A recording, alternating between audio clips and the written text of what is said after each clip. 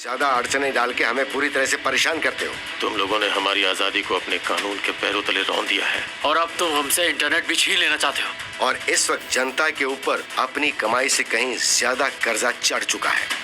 मतलब हमारे पास जो कुछ भी है हम उससे बस खर्च करते जा रहे हैं। तुम्हें क्या लगता है ऐसा करने से हमारी आवाज लोगों तक नहीं पहुंचेगी?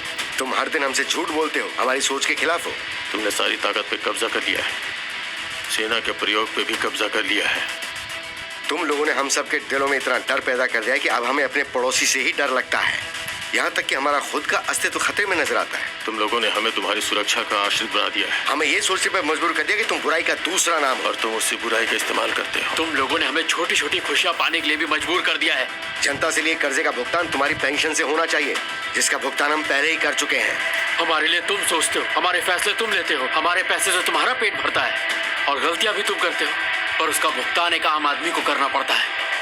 बिल्कुल सही। तुम कहते हो कि आने वाली पीढ़ियां हमारे रिटायरमेंट का पैसा भरेंगी, पर तुम तो पहले से ही कर्जे में डूबे पड़े हुए हो। हमारे बच्चे पैदा होने से पहले ही कर्ज में डूबे हुए हैं। इसे पिरामिड व्यवस्था कहते हैं और जहाँ तक मुझे लगता है तुम्हारे कानून के हिसाब से यह गुनाह है। और इन सब चीजों ने हमें सोचने पर मजबूर कर दिया है। तुम हमारे जैसे आम आदमियों को बलि का बकरा बनाते हो। एक सामाजिक भलाई जो हमारी आजादी से बढ़कर हो। तुम्हारी वजह से ही देश में गरीबी फैल रही है, हमारी अपनी खुशियों से बढ़कर हो और तुम्हारी ताकत से बढ़कर। और अब जब तुम्हारी चोरियां और खर्चे बढ़ रहे हैं, तुम हमसे परिवार के लिए समय छीनते हो। हमारे कर्जे बढ़ते जा रहे हैं जिन्हें हम प्यार करते हैं। सब कुछ दे देने के बाद अब सिर्फ जिंदगी बची है हमारे पास। तुम हमारे सपने चुरा लेते हो, जबकि वही सपने शोहरत, नौकरी और आलीशान जिंदगी को बनाने में मदद करते हैं। तुम लोग परजीवी हो, जिस शरीर पे पलते हो उसे ही मार डालते हो। तुम सब के सब झूठे हो। तुम्हारी वजह से हमारे देश के लोग मर रहे हैं। तुम सब के सब हत्यारे हो।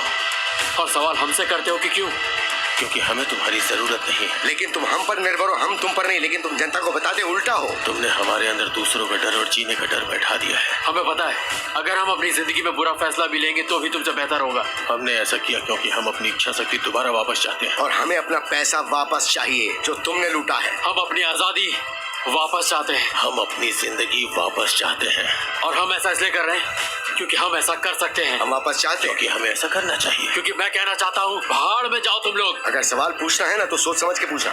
तुम्हारा सवाल ये नहीं होना चाहिए कि हमने क्या किया। तो सवाल है हम ऐसा कैसे नहीं कर सकते। सवाल ये है कि कैसे मुमकिन है कि सिर्फ हम ही वो लोग हैं या फिर नहीं है।